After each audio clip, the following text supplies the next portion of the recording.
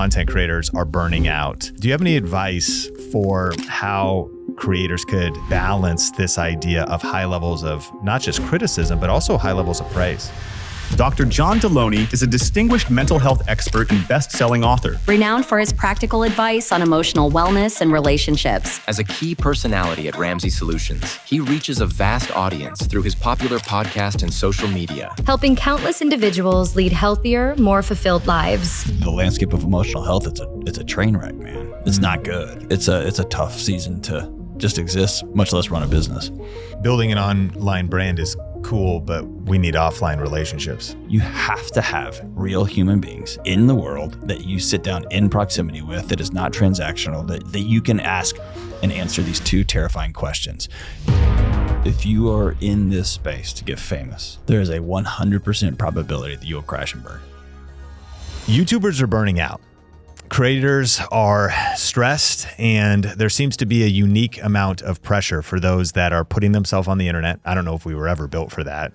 Experiencing feedback, positive, negative, criticism, haters, all of this different stuff. And so, Dr. John Delony, you're the author of The Non-Anxious Life, book I've been reading, absolutely incredible. And I'm excited to talk about this in terms of how we can stay healthy, how we can be built to last, and maybe some of these minefields we're navigating and wanting to create content, maybe create some side income, wanting to make a difference, share what we know, but also maybe being worried about how's this going to affect my family and my marriage. What if I fail? What if I succeed? But let's start high level. What is the state of mental health right now for professionals and just people of all walks of life? Let's call it emotional health. Because I think emotional health captures not only like, am I feeling low? Am I feeling anxious? Am I burned out? But also, do I have joy in my life? Do I laugh? Do I have friends I'm connected to? And so if I back out and look at just the landscape of emotional health, it's a train wreck, man. It's not good. And you and I both have 2 kids. Like, it's harrowing to think of. Growing up, it was all optimism, and look how big this big wide world is going to be for us, and we can go get whatever we want to go get. And now the narrative is, look how everything's collapsing to the ground. And so yeah, it's a tough season to just exist, much less run a business. Is it worse in the modern world than it used to be? I think yes. And here's my caveat. So my dad grew up in Houston, and as a young kid, when Russia had nuclear weapons in Cuba and they were aimed at the U.S. and there was a person with a finger like on the button. My dad grew up doing nuclear weapon drills, right? Like, and we've laughed about that. Like, what are you actually going to do? Like, if a nuke hits you and you're hiding under a desk, right? So they grew up with the understanding that, oh, we're all going to be dead soon from nuclear war. That was the ethos they all grew up in. I think we have that, plus millions and millions of strangers are able to communicate with us on a day-to-day basis and tell us every nitpicking thing that's wrong with us, what we could be doing better, why we failed on this, what could be. So I think you have this same colossal carrying of every burden on planet Earth in every corner. And if you smile, it's because you don't care about these people and you don't care about this situation. And so that's a weight nobody can carry. And everybody gets to comment on it. And at least my dad got to go home to his family and his neighbors and his friends, where there was some sort of safe haven from, it's all going to end. We don't get that anymore. If we drive deeper on this, there's this book called Abundance by Peter Diamandis. Yeah. And I was talking with Kyle Anderson, the kind of director of our content team. We're talking about how, okay, we just went through a pandemic, and we need to create space for that. What happened to kids, Zoom, graduations were delayed. But like former generations went through the Black Plague. Correct. And we're 25% of the population's gone. Yeah. Yeah. And we're going into maybe this long tail recession right now. And people are feeling it with inflation. They're feeling it at the gas tank. They're feeling it at the grocery store. But like some of the pressure they may be feeling is they just had to cancel Disney Plus and Hulu, but they're keeping Netflix. Right.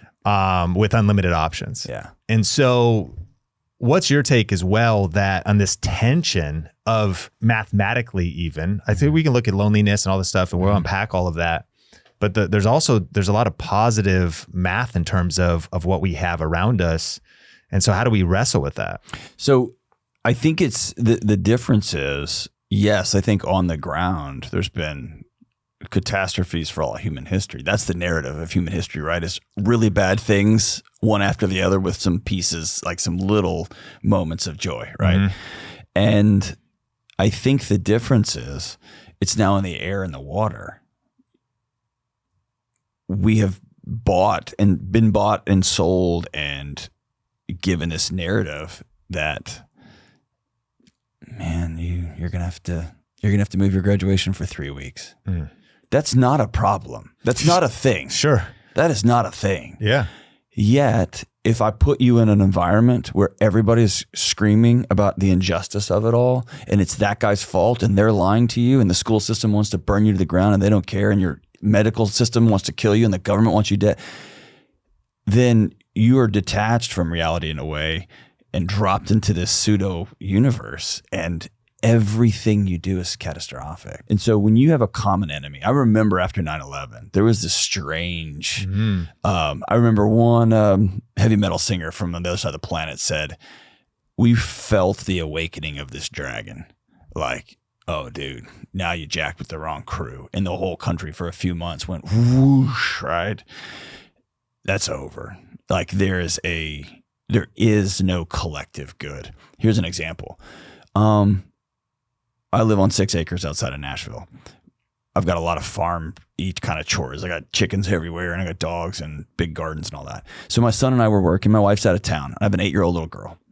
And she gets frustrated that she can't lift heavy stuff. And we're always just like, hey, we'll take care of it. You can just go read or whatever. And she's much better about articulating. And the other day she really kind of came at me and she goes, I want to do something that helps. And she said it in a way that I was real proud of her. I was like, yeah, dude. And so I have this electric mower that I bought for this one little part of my yard. And you push a button and it hardly makes any noise. And I said, I'm going to hire you and I'm going to pay you a bunch of money. And this is different. I've got like chores I don't pay my kids for because they're like, you have to be a human. You're a part of our household. But this is a big task. I need you to mow all of this. And her eyes got real big. And I was like, I think you can do it. She struggled to even turn that mower. And I watched her over the next hour and a half. It was hot, figure it out. And I had to tie part of it so that it would, because her hands couldn't hold the thing. It was incredible. And dude, the feedback I got, I posted that picture and said, this is parenting. It would be faster for me to do this. It would look better if I did this. And yet I'm raising a young adult and I'm giving her the greatest gift I can give her, which is scaffolding while she is successful. And I watched her get it done, man. And the comments were, I can't believe she's wearing this, not wearing the right footwear. And what about the sunscreen? And why is she not wearing this? And your kid is doing this. And oh my God, you're a slave driver. And it was a bombardment of you're failing your kid, you're failing your kid, you're failing your kid, you're failing your kid.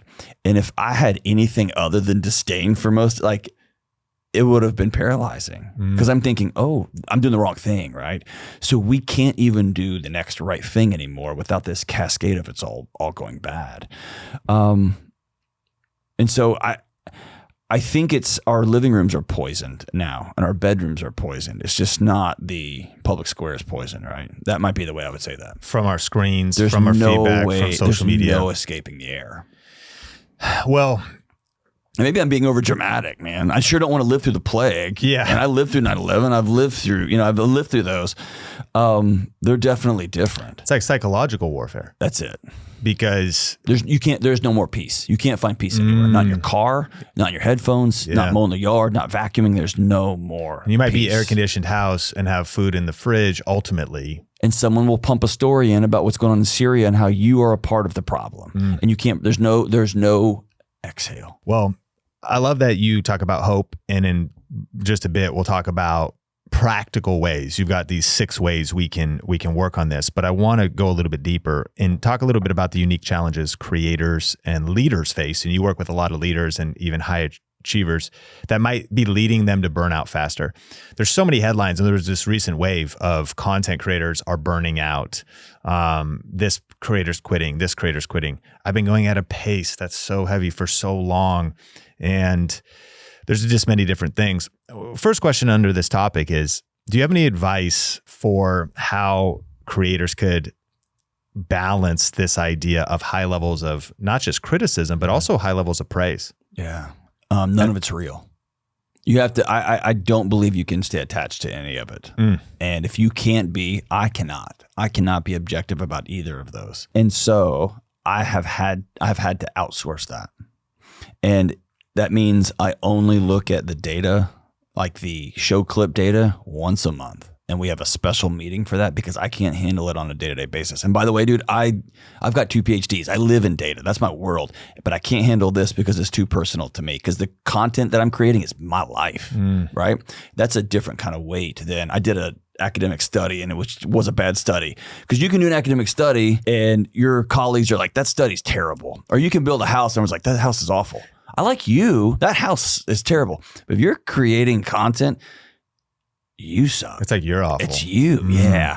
And so I have to separate myself from both it's the best ever, you're the greatest, and you should set yourself on fire in a public Walmart parking lot, because that's how, you know what I mean? Yeah. You have to disassociate from all of it. And that means for a content creator, I have to have a core group of friends that I say, we're good. Like, I love you guys. Y'all love me. Yes. I have to check in with my wife. I've got to have a healthy relationship with my kids. If I don't have that, I've got a faith community. I've got to have that anchor. If I don't, then I am just a balloon with a string cut to the next, I hate you or you're the best. And you can't live like that. Your body all burnout is your body saying, I quit.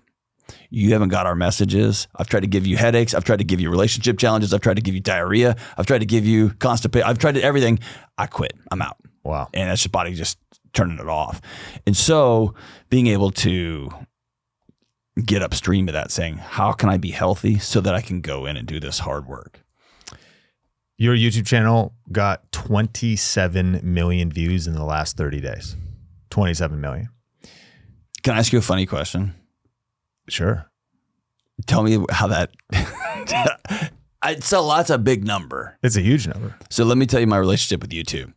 It was about 6 months in when I've got a team here, and we were recording these interviews on I was doing a podcast and they were recording it. Yeah. And I remember going into the room and there was all these little faces. Yeah. And I've come to know they're called thumbnails, right? I didn't know. And I was like, what is that? And some guy goes, that's your YouTube channel. And I was like, what is that? And I literally thought, up until 4 years ago, I thought YouTube was like where you watched old Rage Against the Machine videos and like how to fix your car, or like how to like till your soil if you're making a garden, right? All this was new. Yeah. So 27 million sounds like a humongous number. Yeah. That's great, right? It's good. Well, I grew up in Arlington, Washington, and the most recent census says that 16,000 people live in my town. Fair. 27 million people. That's a big number. What has been your personal experience with fame? It's been in the last 6 to 8 months that it's just kind of, you can't go anywhere. You can. That's not true. I can. Everybody's been super lovely. I'm confident that somebody's ex-lover is going to kill me someday, but everybody's been wonderful. But yeah, there's nowhere to go without seeing somebody who's very grateful for the work we're doing. For those who haven't seen your content, and people definitely need to check out your channel, we'll link to that in the show notes. You have had these crazy conversations with people being very vulnerable and open about, my husband is cheating on me, I'm cheating on my husband, this friend of ours is a pedophile. I had a threesome with my brother-in-law. I was going through the greatest hits on your channel, just crazy stuff. That's a unique aspect. As 2 PhDs, you're bringing in this advice, you're helping people. But have you felt that pressure too? Because the people that have your videos been seen eventually because they get shared? Are people anonymous when they call in?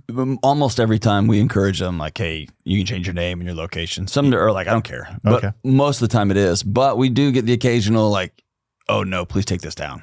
Like, this has turned my home or my church or my workplace into a nightmare. Please, please, please, please, please. And when I first started this, it was Dave Ramsey, who he's become a great friend, but he's also like my boss, right? And he said, I need you to hear this. I've built this culture of trust. And if a widow calls me and her husband has just died and she's left an inheritance and she's sobbing on the phone and says, what do I do with this money? I don't know what to do. Dave said, I'm going to tell her.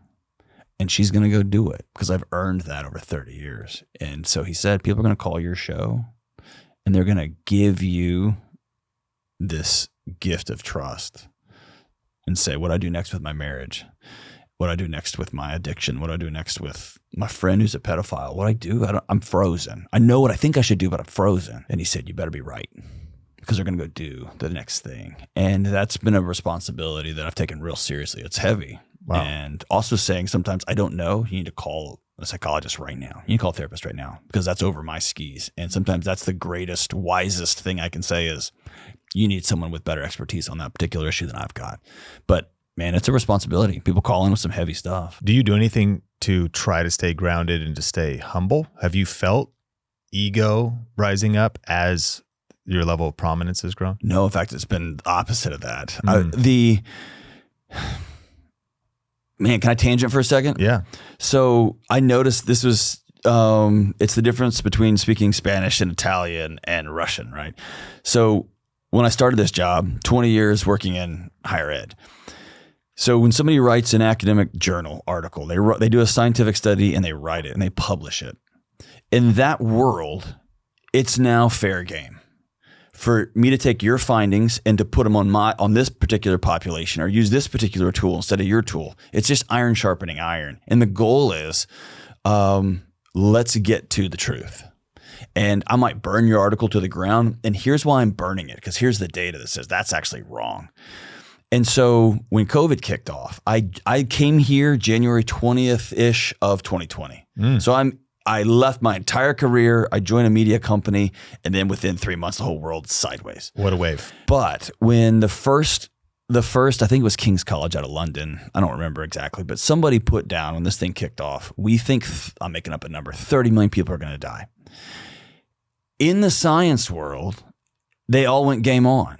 Those epidemiologists and virologists and cancer research, everybody who studies this stuff took that data and applied it with, well, we've got this model, we got that model. And within 2 or 3 weeks, another college research group goes, boom, we think 12 million. That contraction is 18 million fewer people are going to die. The whole community goes, all right. The media world went, liars, right? Y'all changed your mind. And I learned in real time in this world, in the media world, or in the academic world, changing your mind is the sign of wisdom. I got new data. I got new information. Thank God. Now I can use this new data to continue to get to the right answer. In the politics world and the media world, you got to die on that hill. Wow. And so you had political groups who came out and said, we don't think this is real. We think this is real. Yeah. You got to die on that hill. Because you can't go, I didn't think this was real and I got new info, it's super real. Or I thought this was really, really real. It's not as real as we thought, right? You can't do that. And so for me, I've got a team of people across, I don't say it's a team, they're just my buddies all across the country. And I'll be driving into work and say, hey, I've got this real heavy child abuse call and the kid is autistic and this. Well, I've got a great friend, Dr. Gomez, who studies childhood sexual abuse and autistic kids. I've got an expert who knows that stuff. Dude, I've got no qualms about that. In fact, the goal is not for me to be the hero. Yeah. The goal is to help this caller. And so I need to go find and ask everybody I can to get to some consensus on how I can best help this person. To be the guy. I just have no ego. Man. That's a profound insight that the sign of wisdom is being able to change your mind. You know, what's funny is I was on a podcast and I was referencing an old disproved study that women speak more words than men, that men speak 5,000 a day and women are like 15,000. And that when a man gets off work, he's already used up all his words. And so that's why he just wants to relax. And I also think like the feedback loop of, I'm like, well, that's kind of how my dad was, or that's how whatever. Like by the end of work, they just wanted to chill out. Whereas also maybe the woman who speaks even more words and wants to process, there's this huge conflict. So I just put that out there. It actually gets clipped by our team. Then it gets just torn to shreds by this guy named Gino the Ghost. Okay. Who I went and commented. I was like, bro, it's super funny. Because he breaks it down objectively. It is like, oh, I guess you've used up all your words. I hit my limit. Right. I can't say any more words tonight. I only right. hit 5,000. And I was, and then, so what it caused me, and then I got torn apart in the comments. But I'm there, and then I commented. Then my comment got, because I was like, "Oh, you got me." I was like, I would finish my sentence, but I am actually out of words right now. I'll catch back tomorrow, whatever. In the comments, I looked it up, and it was actually disproven. Okay. But what's so funny is it's just affirmation in the media world. Yeah. And I think that's a big fear. I want our audience to hear that as well. Is like, I've made so many mistakes. I called in-panel switching, IPS monitors, image perfecting screen ones. I said the wrong definition, reviewing monitors. And people were like, you idiot. You don't know anything. You're the dumbest guy who's ever lived. Your audacity to call yourself a tech YouTuber. And what I do know is that in the trauma of being torn apart into the comments, I'm like, I'm never going to mess up IPS again. I'm not going to talk about that study. Anyways, I think that's dude, in my first book, I had one of the world's experts in nutrition, Dr. Lane Norton. Yeah. He's a buddy. He called me and he goes, dude, amazing book. You blew it on this part. Like and I was like, what do you mean I blew it? And he goes, you're wrong. Like, here's the actual science. And I was like, oh no. And dude, what a joy to be able to tell the audience, like, all right, here's the deal. This particular section, it's not accurate. When it was about, I got out over my skis. I have this expertise in mental health challenges and sitting with hurting people. I started getting into nutrition a little bit. That was a good moment for me to say, man, talk about what you know and be really generous with passing that along. That's the other thing I've learned in this. And I learned that being a leader, like when I used to have big teams working for me. There are leaders who are like, look what I did, look what I did, look what I did. And then there's leaders who are like, look what my team's pulling off. And what most selfish leaders don't understand is the more you point to how good your team is doing, it actually makes you look better. Like, you hire well, you lead well, you take care of people well so that they can perform. It makes everybody look great. Similarly, if you're a content creator, always cite your work. Be like, man, this guy is the guru at weightlifting. Check him out because he knows what he's talking about. You don't have to say I, because you're left holding that bag if the information changes or if there's something wrong. Always be generous, and everybody rises with that. That's a good point about cite your work. I saw somebody who I'd kind of followed and known, and somebody else calls him out, and this is what Instagram Reels are doing right now. Played his video. Yeah. Played his original video, and word for word it was. And I was even thinking, I was like, you just got to be better at theft than that. I mean, word for word. Yeah. You could have. I was an old grad school professor. I'm like, bro, change the words. Change the words a little bit. Copy and pasted this. Yeah. But the flip side is, I mean, if you just flipped it, one of the things I, learned, obviously this was the beginning of a video, but cite your work, own it. There's so many great tips here. Okay. What's some advice for ambitious high achievers? Meaning, what's the difference between toxic ambition and healthy ambition? Have you ever dreamed of turning your passions into a paycheck? Yahoo Finance revealed that the creator economy is the fastest growing small business type right now. What that means is that if you want to start a side hustle and earn extra money sharing what you love, YouTube is one of the best ways to do it. And Goldman Sachs research predicts that the amount of money in the creator economy is going to double in the next 3 years. So if you're interested in learning how everyday people are earning extra money by posting simple videos on YouTube, you can check out our free class at thinkmasterclass.com. During this free 1-hour online class, you'll learn the exact strategy we use at Think Media to generate over 120,000 views every single day on our videos. You'll learn about the 3 biggest mistakes that keep creators stuck and keep their videos from getting views and making money. And you'll learn about some of the new changes on YouTube so you can take advantage of starting a successful channel or growing your existing YouTube channel right now. This class is entirely free and you can watch it anytime you want on demand. So just check out the link in the show notes to watch the class right now, or go to thinkmasterclass.com, enter your email so we know where to send you the link to the free class, and you can watch it at your own leisure whenever you want. Now, let's jump back into the conversation with Dr. John Delony. we're here telling people okay, you can build a YouTube channel, but it's going to take a lot of work, and you can make money on the side, and it's going to take sacrifice. And it very much, some of the things you should sacrifice could be leisure. You could work on your side hustle. You don't have to watch the amount of TV people are watching or Netflix that people are watching. So you could be investing your energy in a different direction. But the algorithms and all these things can take ambition from healthy to toxic. I also am curious, can ambition be healthy? And from a faith-based perspective, I think some people get stuck in a rut that have completely vilified any type of ambition. Right. Just be humble, be quiet, don't raise your voice. Even the idea, social media influencer, it's weird to take selfies because it's about self. Is it about me? But also, is it weird to share? And the tension of these things, as kind of an expert in keeping our soul healthy, what's your advice for especially high achievers? If you are in this space to get famous, there is a 100% probability that you'll crash and burn, period. End of story. If you become famous, if you become highly successful in a single-minded pursuit to help somebody, you can sustain that. It's going to be hard, but you can sustain that because your end goal is to help somebody. So, just to answer the question, to circle back, just me personally, I was going to use Dave, but I'll use me. I'm just gotten obsessive about making sure that somebody feels heard for the first time. When people first started calling the show, I was so green at this. I would ask, and the producer would make fun of me. I would be like, "Whoa, why are you calling me, dude? Ask your friend." I don't know you. You're calling a weird podcaster in Nashville. Why don't? Every single person answered, "I don't have anybody to call."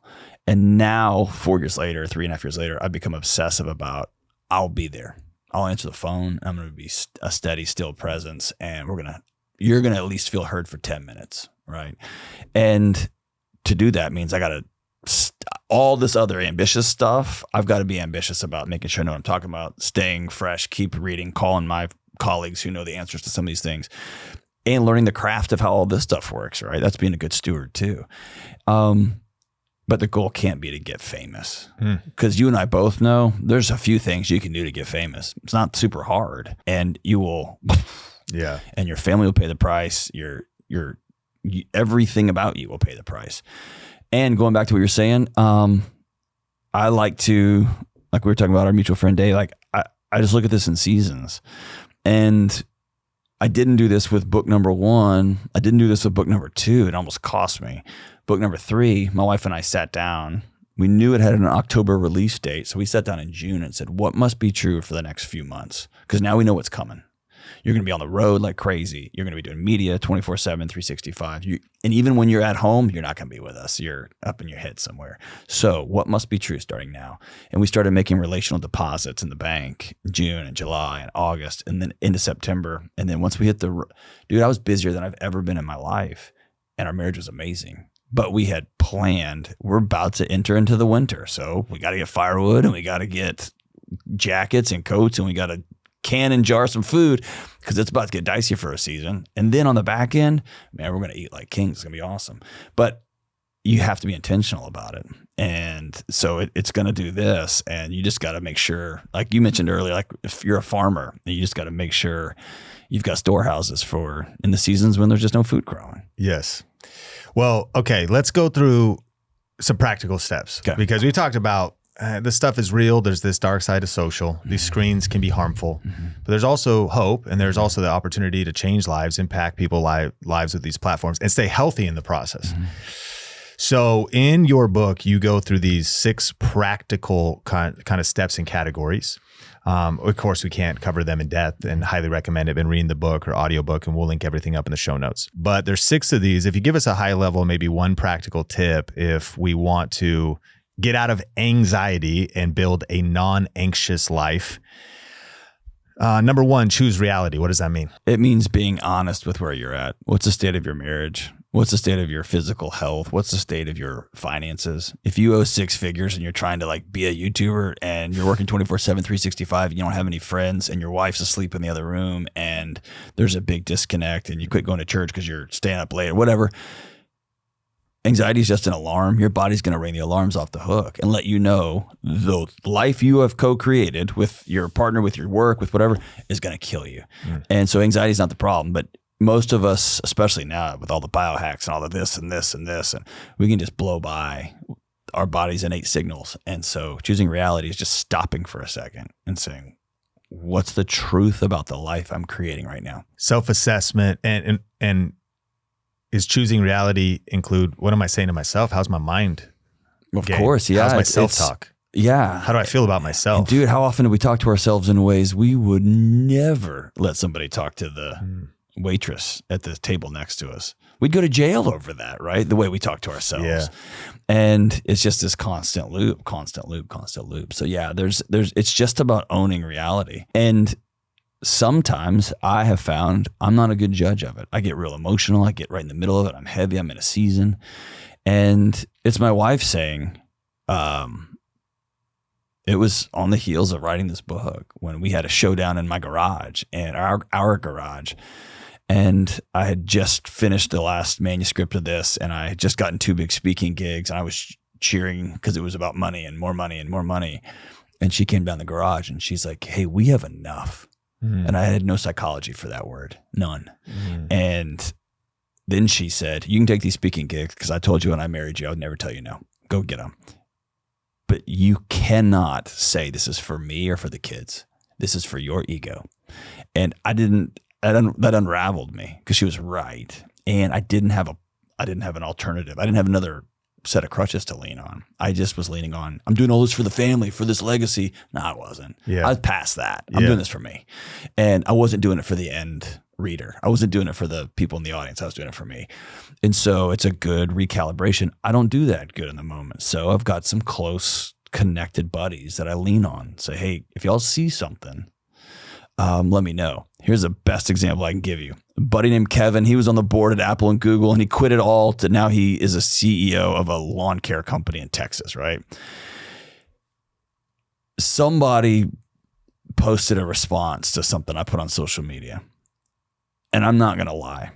I copy and pasted it and I responded, and my response was one of the best, funniest things I've ever posted in my life. It was a takedown. It was good. And that's not me just bragging. It was real good. Yeah. About 30 seconds later, I get this phone call from Kevin. He's 10 years older than me. I didn't even know he had social media. He has got a boisterous laugh, like a real loud laugh. He is roaring on the phone, laughing. Yeah. And I'm like, what? You know, when someone starts laughing and you start smiling, he is, ah! And I was like, dude, what? And he's like, that thing you just posted. And I was like, yeah. And we're both dying laughing. And then he catches his breath and he goes, whew, hey, take that down. And I thought he was kidding. I started laughing. And I'm like, ah. And he goes, no, take it down. I was like, what are you talking about taking that down? And he said, the world doesn't need another ass. And that's not you. Yeah. I know you. Yeah. That's not you. That's you playing Instagram guy. Yeah. Take it down. And I was like, I was so mad at him, dude. And I took it down because in the moment I got caught up in the game, and I have a buddy out there surveying, being like, he's a coach, right? He's the eye in the sky and the crow's nest when I'm out there in the battlefield, right? And so you got to have people watching you. That's choosing reality. My wife, my ambition, I think my ego, my disconnection from time, thinking I could do 100 hours of things in 8, all these different things. I would be like a hot air balloon that would just take off, fly too close to the sun and burn out my own life. She is one of the people who really helps me stay grounded. Choosing reality. You need people in your life, because you can't always do it alone, to help you get that proper perspective. And if you don't have some people have it. Sure. You know that when there's a problem on the table, like you're like, all right, I'm going to solve this problem. Yeah. I go, well, let's go read 75 studies about this and we'll solve this in a month, right? We both know that about ourselves, and that's our realities, which are different. And so that means I have to go, nope, not reading. I'm going to study this. And you might have to go, before I just launch into this, I'm going to get some counsel and see, like, that's us choosing our different realities. Strong. Okay, number 2, choose connection. What does that mean? We've created the loneliest generation in human history. And probably the best way I can communicate this to your audience is neurologically, when I text you, I am giving you data. I am giving you information. And so when I text my wife, I love you. How are the kids today? Tell my son I love him. Tell my daughter I love her. I am giving my wife data. I am not connecting with her. Our bodies are not getting that tribal, that exhale, that we're home, we're safe, we're at peace. And most of us have outsourced our life to these apps and to these communications. You don't have Luke and Yoda anymore. You have Luke and a YouTube guy. Like, what's the best sword fighting? Well, man, you miss all the ethos of the actual sword fighter, right? Yeah. And that energy. And so, transmitting communication or data is awesome. I love being able to text a buddy in Rhode Island and be like, hey, what's this particular psychological? That's awesome. I like being able to send memes to my buddies back in Texas. It's so great. That is different than going to dinner and saying, how are you? And watching their body tense up, or watching their body be like, not good, man. Like, that's a different thing. And so communicate all day long back and forth. If you avoid human connection, I don't care if you're an introvert, I don't care what your Myers-Briggs are, I don't care what your Enneagram is, I don't care about that crap. You have to have real human beings in the world that you sit down in proximity with, that is not transactional, that you can ask and answer these 2 terrifying questions. Do you really see me, and do you still love me? And if you don't have that, your body will ring off the hook trying to get your attention because it's not safe. Think about it from an evolutionary psychology. If your tribe got up and left you, your body would know you're going to die. You're going to die. You're going to get exposed to the elements. You're going to starve to death. You're not going to be able to find water, or you're going to get taken over by a tribe. If your body knowing you're lonely let you sleep all night, it would be failing you. It wakes you up at 3 a.m., at 3 a.m., at 3 a.m., at 2:48, because your body knows you're responsible for food, for protection, for everything. And our bodies aren't designed for that. They're just not. It's a limitation, man. Building an online brand is cool, but we need offline relationships. Going back to choosing reality, you are not your online profile, period. Any more than Dave, when I wrote my last 2 books, he gets billboards in town, old school billboards down the highway. My buddies are driving down Nashville like, dude, are you on a billboard? So it's funny. I am not that billboard. I'm right here. Yeah. And for some reason, we think we're our online profiles because it sits in our pocket and it's us, and we're not. Yeah. We're not. That's how we do business. It's how we communicate our business needs. That's how we transmit information. Dude, you are right here in real time. And if you don't address that, your body will shut you down. Number 3, choose freedom. And you had 4 areas. Hit them for time's sake. We'll get through all 6 and land the plane. But there's 4 areas. If you owe money, if your body knows that if you get fired, or if YouTube changes their algorithm and your views contract overnight, which it's done, and because of that, they're going to take your house, and they're going to take your car, and they're going to take your food because you owe money to everybody, your brain would be failing you if it let you have peace because you're at war. It's a time of scarcity. Debt was the way for centuries people trapped and captured other people. They enslaved other people by, you owe us money and you can't do anything until you get this paid off. And now it's just our way of life. If you are surrounded by clutter, there was a Japanese minimalist in here that I quoted. He was amazing. But every inanimate object in your home is having an imaginary conversation with your body all the time.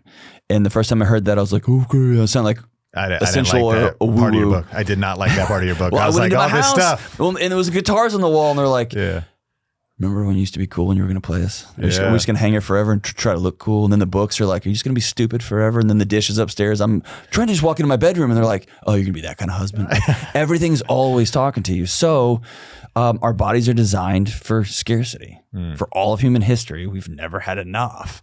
And now in the last 100 years, we've got stuff and our bodies aren't designed for that. Yeah. So I'm not saying you have to go full minimalist or anything like that, but being thoughtful about all the junk we have. Do you need another camera, really?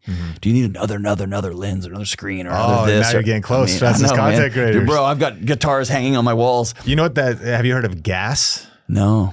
gear acquisition syndrome. It's a real thing. Yep. It actually in guitars, it was musicians first. Music, another man. pedal, another guitar. But man, as content creators, And then you hear a real guitarist, Slash, can pick up any guitar and any amp and he sounds like Slash. Yeah. And you're like, no, I need this pedal though. yeah, That's so insane.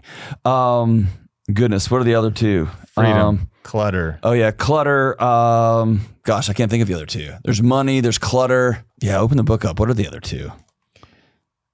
Oh, now I got it. Boundaries. How many of us, our mother-in-laws, are still telling us what we're going to do for our holidays? Doesn't matter how much money we have or we don't have time. Or how many of us have friends who tell us, no, you are going to drink. And we have bosses that are telling us, no, I don't care how tired you are or how much your arms hurt or your head hurts or your neck hurts. You will be here at 8 o'clock tomorrow. And we have a completely boundaryless society now. And the fourth one is time. How many of us have, good God, dude, if you're 10 minutes late on Monday, it affects you on Thursday. We jam pack. You sound like you're like me. I have this is a new clinical term I'm making up in real time called "it all depends on me" syndrome. And the world will collapse without me, disorder. And so I say yes to everything. And the thought of letting somebody down haunts me. And so I say yes. And then I'm driving to this event that I said yes to and I'm mad. I'm angry about it. Or I snap at my kids because I'm late getting out the door to this interview I said I would go do. I had no business saying yes, right? So we attach our worth to all these other people and we're not free. And so choosing freedom is just, can I get back in the driver's seat of my own life? What do I actually want? What do I actually need? What is this world I want to create? And how do I go do that and stop outsourcing that to everybody? Number 4, choose health and healing. Yeah. I mean, that's a whole book in of itself. Yeah. For content creators, you can sit at a computer for 20 hours a day and you can hit a button and they'll just show up with Jimmy John's and they'll show up with Cheetos and Twizzlers and gummy candies, which are my kryptonite. And you can just have Amazon ship you Dr. Pepper by the case. They'll just show up to your house.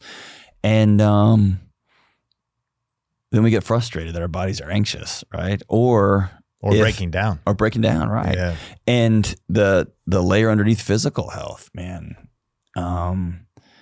My dad is an amazing man who was a police officer and a homicide detective and a SWAT hostage negotiator. And then halfway through my childhood, he quit and became a minister.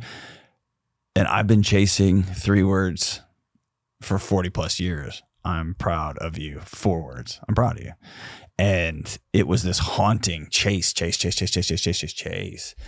And until I go deal with that, every success I have is just going to be the finish line's going to move and it's going to move and it's going to move. And every cool thing that happens is going to be a little bit dulled because that wasn't the point. The point wasn't to get a #1 best-selling book 2 years in a row. I just want that phone call. That phone call's not coming. And I know my dad's super, super proud of me. He tells me in these other ways, but I have cast him as an actor in a movie he doesn't even know he's in. And then I get mad at him for not knowing his lines. It's madness, right? Yeah. And so if you don't deal with your childhood traumas, if you don't deal with your mom and dad stuff, if you don't deal with your romantic relationships, your body can't let you have peace because it's not safe. It's not okay. And so health and healing is about psychology. It's about your emotional and mental health. It's about your relational health and it's about your physical health. You've got to deal with those things. Yeah. One of our core values at our company, we talk about it on the podcast, is built to last. Amen. Yeah. And health and healing being such a foundation to that. Number 5 and we're talking about how to build a non-anxious life, this ongoing process, these 6, you kind of have a circle because we're always working in these different areas. The next one, number 5, is mindfulness. What does that mean? Mindfulness is just extending the gap between, not to be nerdy, but stimulus and response. Your boss just emailed you and said, I need to see you at 4 o'clock. About what? Just exhale. Yeah. Just exhale. You rushing to respond, you running to text somebody what's going on, or the guy who cut you off in traffic. Before you flip him off, before you grab your concealed carry, like before you start honking, just exhale. And here's the deal. Our bodies are designed to default to the worst case scenario because our body's job is to keep us alive, not to have joy. It's to, how do we not die? Somebody cuts us off. It goes to the worst possible scenario. That guy's on drugs and he's just driving like a maniac and he's cutting us off because he hates the whatever. Yeah. We forget there's a counter story that we could also make up, which is dude, that dude is doing everything he can to get to the hospital before his wife passes away. Yeah. I'm going to take my foot off the gas and let that dude go. Yeah. Right. And so one of those will give me heart disease and a stroke. I can't believe, right? Yeah. And we do that with politics. We do that with Twitter. We do that with our whole lives. My wife leaves towels on the floor and my instant, are you kidding me? Yeah. Like really after all I'm doing and she won't even, right? I can do that. Or I get to also make up another story. Yeah. Because this isn't true. I get Yeah. to make up another story, which is, what must have her day been like with those kids? Like, dude, I'm getting the towels. I'm going to go ahead and get the dishes too. Yeah. And literally that will take me 15 minutes, Sean. Yeah. 15 minutes. And my body settles into an empathetic state of peace. Yeah. Most of us are so ginned up all the time. And there's some debate in the scientific community whether you actually get addicted to the stress chemicals or you get addicted to your body's response to the stress chemicals. Either way, most of us live so frantic all the time, so electrified all the time that you have to practice peace. It's good. Like, so mindfulness is simply, what do you have to do to extend the gap between what just happened and what you do next?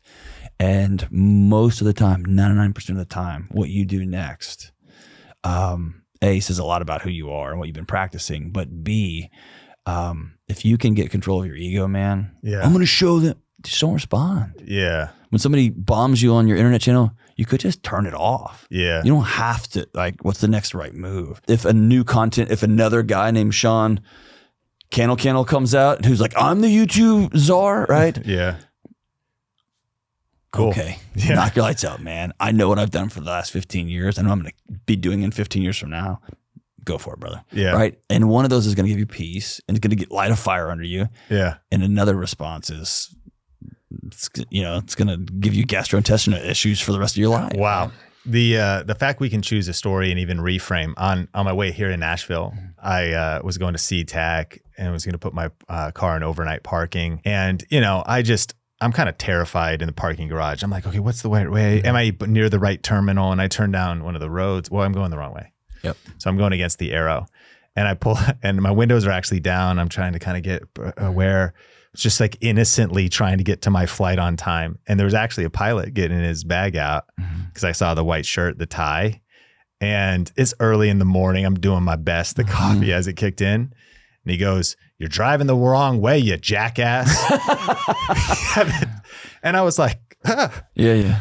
And I was like, I love you out the window. But even that, I was kind of like, cause I kind of got angry, but I was like, what? Like, what do you don't even know me. It wasn't intentional. Yeah. I'm defending myself in my mind, but just this idea, we have the choice to frame it. What story are we going to tell? And one step further, and you just said it. Oh man, how many of us? And when I go around the country, it's distilled down mostly in the shower. Yeah. Sometimes in the car, mostly in the shower. We have these imaginary conversations. Yeah. We always win. We always have these mic drop, like, yeah. Like you get out of the car and you're like, oh yeah, will you fly? And he's like, you're right. Like that never happens. But I have these, Brene Brown calls it dress rehearsing tragedy. I have these imaginary conversations. My wife's 15 minutes late and she's with another dude. My wife wouldn't. Yeah. She's already told me, John, if you die, I'm never dating again because you're all I'm through with this, right? Yeah. But it's like, oh, if she cheats, I'm going to tell her that. What am I doing? My body doesn't know the difference between that imaginary story. It's just like, oh, here we go. We're off to war. Or I'm going to tell that employee. I'm just going to tell that. A, no, you're not. You're never going to have that conversation. And B, if you do, it will never go like you think it's going to. It's good. If you have a few points, think through like, no, I need to have a hard conversation about them being on time. There's a period. Yeah. You don't have to rehearse it. Yeah. Right? Like, okay, I'm going to be a grown up and tomorrow I'll be like, hey, I need to talk to you. You got to be on time. Not that conversation's ever happened to me, ever. But it's simply like, I'm not going to sit there and stew and have these imaginary conversations. Rumination's a waste of your time. It doesn't solve anything. Rehearsing something can, but just ruminating is a waste of time. I'm going to be mindful. I'm going to extend that. Like, I need to talk to my boss about X, Y, or Z. And let's go have that conversation, man. So strong. I'm still bitter about this guy, in that morning though. I'm still recovering right now. Okay, so I need to just caveat all this I'm saying. There's a guy in high school, and dude, he was out. I didn't know. My high school had 4,000 students in it. Is this 30 years ago? Yep, it is. And I started dating a girl. I didn't know they were dating. She didn't tell me. And we had a confrontation in the hallway. And I put my hands in my pocket and I walked away. And I'm still haunted by that. So, because I should have. So dumb. Yeah. So it's not like we can all just separate ourselves and be monks and live under a tree and just be like, I know that. But try. Yeah. Try, right? Because, man, if you'd had a good comeback for that pilot, that would have felt so good. But yeah, I love that. Well, we're going to hit number 6 at the end here, but the plane has landed, and I want to make sure, check out the show notes. The book is Building a Non-Anxious Life. My wife was so grateful I was reading this because I default towards like marketing, social media, business books. I was kind of, which is great, that's as an entrepreneur, as a CEO. But the conversations this had us start having and the self-awareness this helped lead me to, checklists. I especially love at the end of the chapters how you start walking me through questions that I'm processing and I'm thinking through and action items. So I just really think, the whole point of this channel, it's always about how do we get more views, make more money on YouTube, build your business, automate around that, eventually build a team, all this technical stuff, cameras, which is great. But man, soul health, mental health, there you go. And building a non-anxious life. I want to encourage our listeners and our community to pick this book up. I think it'll be a blessing, and audiobook, all that stuff will link up in the show notes. And you have a YouTube channel. And you're talking about real stuff, and it's really helpful. So your YouTube channel is in the description. Anything else you want to shout out? No, man, I just want to thank you for your hospitality, man. I appreciate it. And the world, if we're going to have content creators, I want them to be whole. Yes. And I want them to not be frazzled. And I want their marriages to be good, and I want their friendships to be good. I want them to be good moms and dads. And so, man, taking care of yourself so that you can get in there and do this hard work over a long season. Man, it's everybody listening is worth that work. Well, Dr. John, just so we complete the loop, tell us, what is choosing belief and just the big idea as we land the plane? Number 6, choose belief. We've just got cell phones, and we can, like, these problems that have plagued humanity for all human history. Like, we have enough water? We have enough food? Every civilization in human history has walked outside of their huts or their tents or their small houses and looked to the sky and said, "Dear God or gods, please rain, or my family will die." And now we just turn a faucet on, or "Dear God, please have this crop come in," or "We don't eat." And now we just have, like, we hit a button and Uber Eats shows up. And in the process, we've gotten very arrogant in this idea that the world revolves around us. And what we feel is the new thing. Like, well, I feel that what we think, regardless of what the data is. And the body was never designed to hold up the universe. And so I'm a Christian guy. I think we share that. And me and my family believe in God and follow the teachings of Jesus. I'm not even going to prescribe that for you. I'm going to tell you, if you're walking through life without regularly taking a knee and saying, "I submit, please help," your body will collapse under the weight of you holding up everything. We're not designed for that. And one of my favorite things in the world is reading what's supposed to be neutral, if not atheistic, natural science, psychology research, and the arc is bending completely to, all right, dude, we gave it a couple of 100 years thinking we were going to be self-actualized, that we would be our own shining lighthouse on a hill. We're not. And the self can't carry. And so what's next? And I think it would be disingenuous not to say the churches hurt people. People inside of churches hurt people. And there's bad actors everywhere. And there's also extraordinary peace and service and kindness and walking into a good church where someone just says, "I see you and I know you and I still love you. I love you anyway." And there's something about sitting at the foot of God saying, "Dear God, please help. I don't have anything else." And right, I don't have to carry that. And so my contention is with the psychology research and the theology research, like, we're not designed to carry all this. Well, I'm so thankful for the wisdom and value that Dr. John Delony shared today, but I got 3 things for us to do next so we can maximize everything we learned today and take it to the next level. Number 1, check out Dr. John Delony's YouTube channel and subscribe. I think taking care of our mental health and getting our inner game right is one of the most important aspects of success on YouTube, building an online business, building a life. And so we'll link to Dr. John's channel in the show notes. Number 2, check out his book, Building a Non-Anxious Life. We went through kind of an overview of the big principles from the book, but I know that reading it has been incredibly helpful. And the summaries at the end of the chapter that give you action items, prompts, journal prompts are so valuable.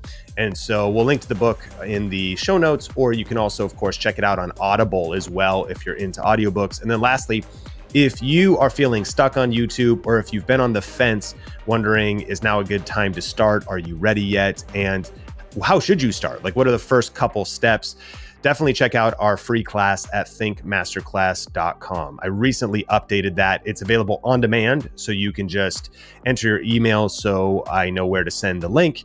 Actually, the autoresponder will do that, and it'll just automatically send you a link to watch the free YouTube growth class on demand. So if you're thinking about doing something next, looking to get some views, looking to start a channel that earns extra money on the side, or even something that could eventually become a full-time thing, go to thinkmasterclass.com or click the link in the show notes as well. Thanks again for being a part of the Think Media podcast community. It does truly mean the world if you hit the like button or rate it on Spotify or leave a rating on Apple. On Apple, it means the most if you leave a written review. And if you're listening this late into the podcast episode and you've maybe been listening to Think Media podcast for a while and you haven't left a text review on the audio, that would mean the world to me and the team, because we try to put as much value into these episodes as possible for you. And then, of course, on YouTube, I love seeing your comments and questions, or even recommendations for future guests, because our commitment is to help you win on YouTube and ultimately start and grow a profitable YouTube channel. Until next time, my name is Sean Cannell. Grateful that you made it this far, and I cannot wait to connect with you in a future episode. Take care.